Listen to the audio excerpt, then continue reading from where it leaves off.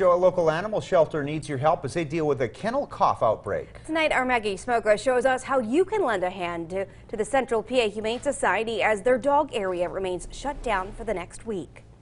Signs are posted outside the Central PA Humane Society warning people of a kennel cough outbreak at the shelter. On the inside, dogs still wagging their tails as they remain quarantined in their cages.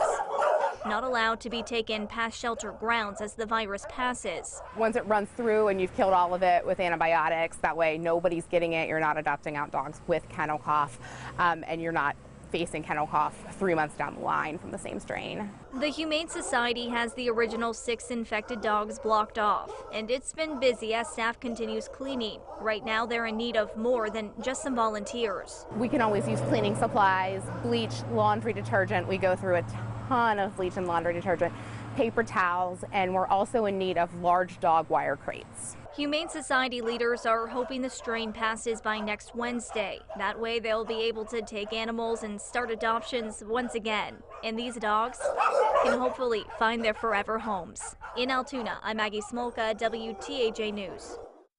Now, the cat area is still open at the shelter. If you'd like to donate your time or supplies, we'll post information on our website at wearecentralpa.com.